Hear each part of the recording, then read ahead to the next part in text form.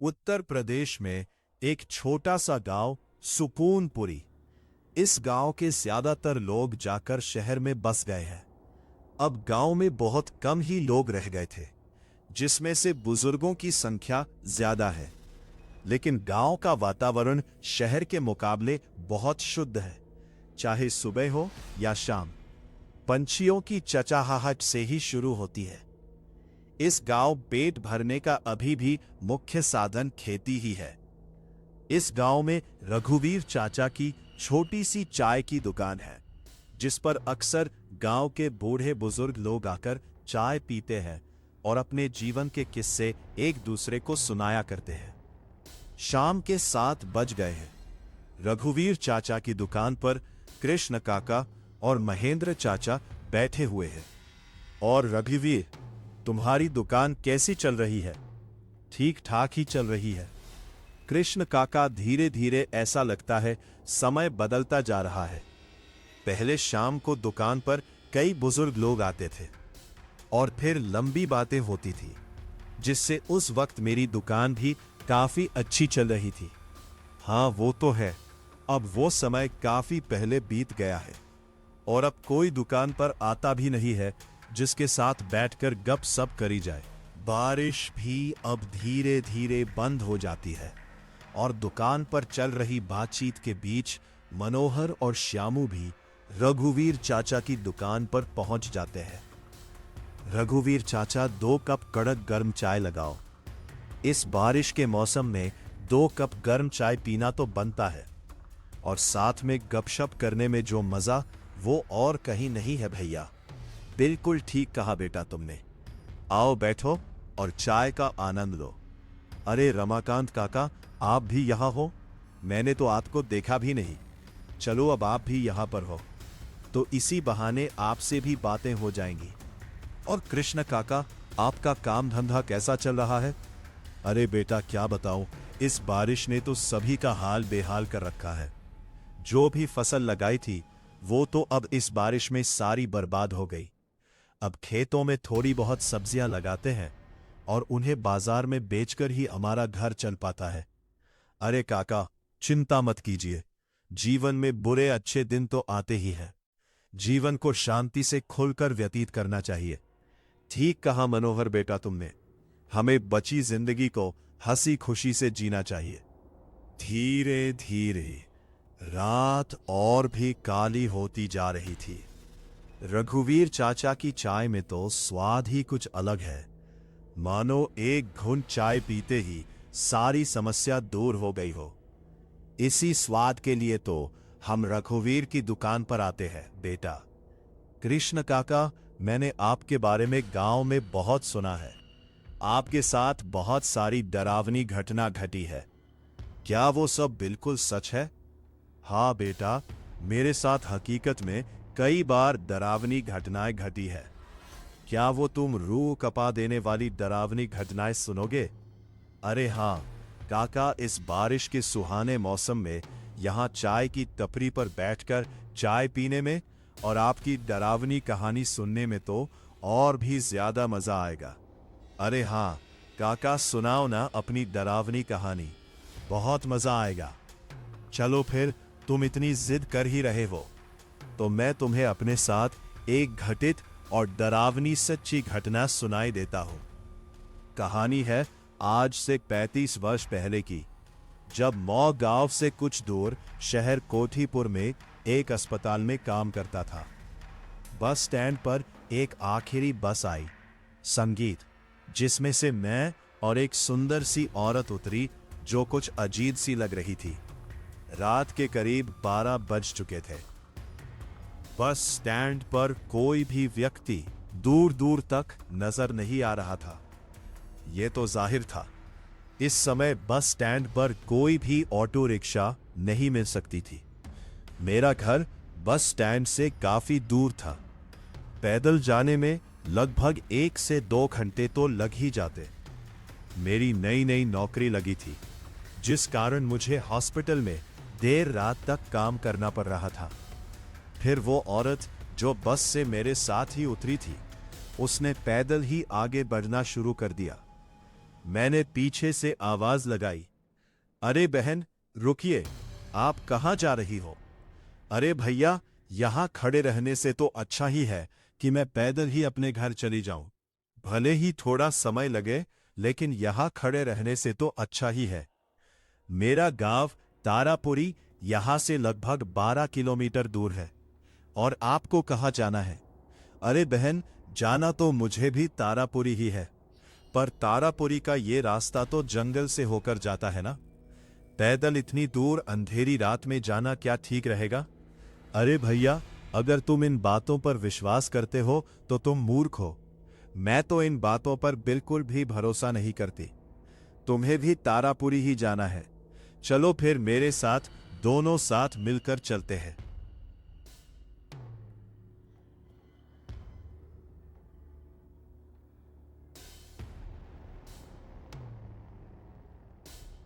वो औरत ये बात बोल तो रही थी, लेकिन मेरा उस औरत पर विश्वास करना मेरे लिए ये सबसे बड़ी भूल हो गई।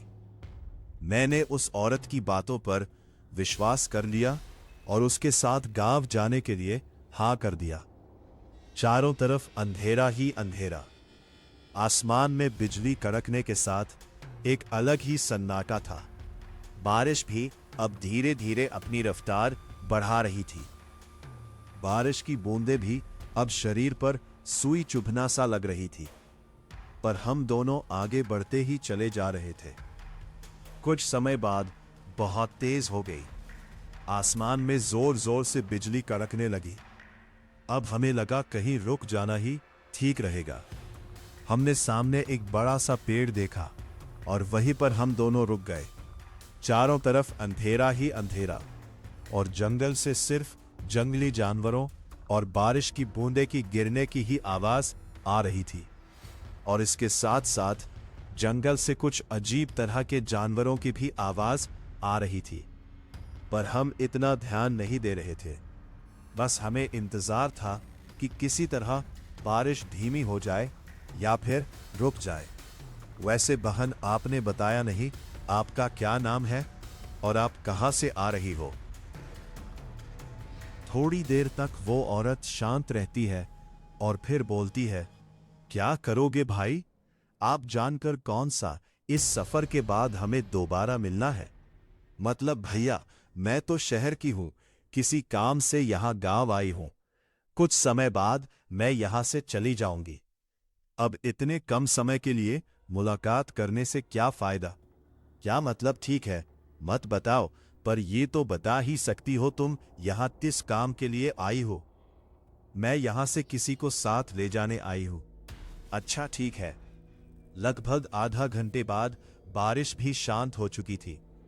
हम दोनों फिर से आगे बढ़ने लगे। ये रास्ता घनघोर जंगल और कच्चे रास्तों का था।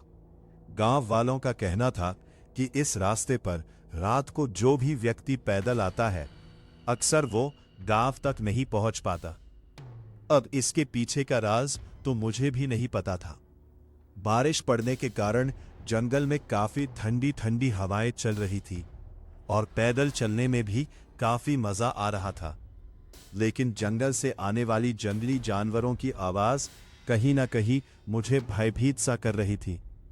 ये औरत भी मुझे कुछ अजीब सी लग रही थी, क्योंकि ये ना ही मुझे अपना पता बताना चाहती थी और ना ही ये मुझसे बातें करना चाहती थी।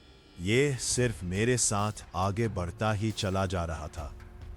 इसे मानो बिल्कुल भी डर ना लग रहा हो। पर मैंने भी उस पर इतना ध्यान नहीं दिया और मैं भी उसके साथ आगे बढ़ता रहा।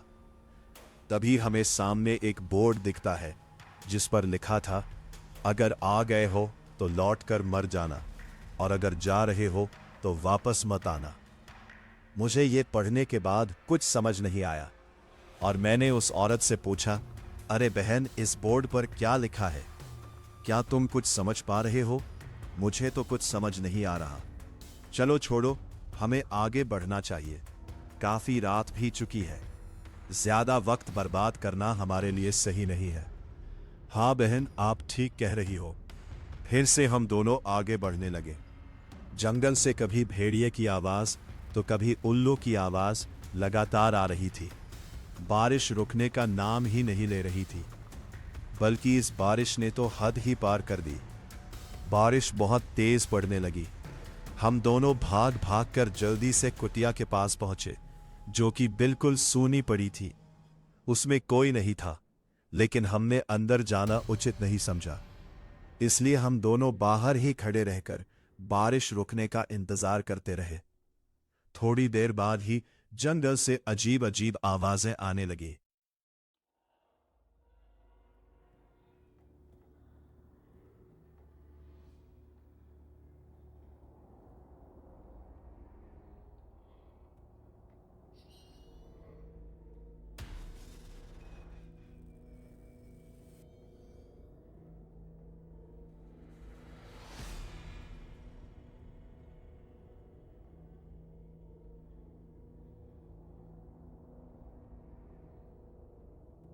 कभी किसी औरत के रोने की, तो कभी किसी बच्चे के रोने की।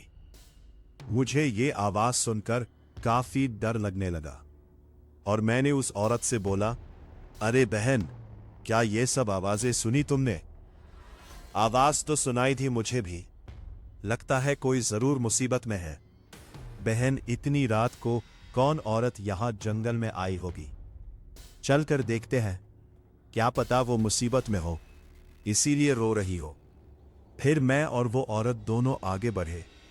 बारिश अभी भी लगातार पड़ रही थी। कुछ देर बाद किसी की पायल की आवाज भी आने लगी। हम दोनों धीरे धीरे उस आवाज का पीछा करने लगे। चारों ओर जंगली जानवरों की आवाज और काला अंधेरा और बिजली की आवाज के साथ साथ ये सभी आवाजें मुझे कुछ ठीक नहीं लग रही थी। मैंने उस औरत से कहा, अरे बहन, मुझे ये सब कुछ ठीक नहीं लग रहा, हमें यही रुक जाना चाहिए। कुछ देर तक उस व्यक्ति का कोई भी जवाब नहीं आया, पर जब मैंने पीछे मुड़कर देखा तो वो औरत कहीं नहीं थी। ये देखकर तो मेरी रूह कांप गई। मुझे बहुत डर लगने लगा। अब वो पायल की आवाज और उस औरत के रोने की आवाज और जोर जोर से आने लगी। फिर मैं वहां एक पल भी नहीं रुका और अपने गांव की ओर बढ़ने लगा। अब वो सारी आवाजें शांत हो चुकी थी। मैं अपने तेज कदमों से ही आगे बढ़ता जा रहा था। तभी मुझे सामने फिर से वही अजीब बोर्ड दिखता है, जो कि मुझे शुरुआत में दिखा था। मैं ये देखने के बाद अचंभित रह गया, क्योंकि जो बोर्ड जंगल की शुरुआत में था, वो जंगल के इतने अंदर आने के बाद दोबारा कैसे आ गया? मुझे अब सच में बहुत डर लगने लगा था। थोड़ी देर बाद फिर से उस औरत की रोने की आवाज आने लगती है। मुझे लग रहा था कोई मेरा नाम लेकर पुकार रहा हो। जब मैं उस आवाज के नजदीक गया तो देखा कि कोई आदमी पेड़ के नीचे खड़ा है। ठीक से वो दिखाई नहीं पड़ रहा था। जब मैं और नजदीक गया तो देखा वो वही औरत थी जो मेरे साथ थी। मैंने पूछा, अरे बहन, कहाँ खो गई थी और अब यहां क्यों रो रही हो? तभी वो जोर जोर से हंसने लगी। तभी बिजली की एक तेज गड़गड़ाहट के साथ आसमान में तेज रोशनी चमकी, जिससे वो औरत अपने असली रूप में आ जाती है और जोर जोर से हंसने लगती है। ये देखने के बाद तो मुझे लगा आज मेरा आखिरी दिन है। मैं डर के मारे एक जगह से हिल भी नहीं पा रहा था। फिर मैंने हिम्मत करके हनुमान जी का नाम लिया और वहां से भाग निकला। मैं अपनी पूरी जान लगाकर वहां से भाग रहा था। मेरे पास इस समय भागने के अलावा और कोई रास्ता नहीं था। मैं भागता रहा। संगीत, अचानक से मेरी आंखों के सामने काला अंधेरा छा गया। सुबह जब मेरी आंखें खुली तो मैंने देखा मैं बस स्टैंड पर पड़ा हुआ था। मुझे कुछ भी समझ में नहीं आ रहा था।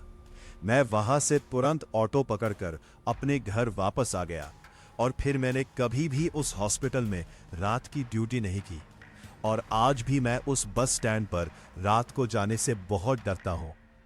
उस दिन के बाद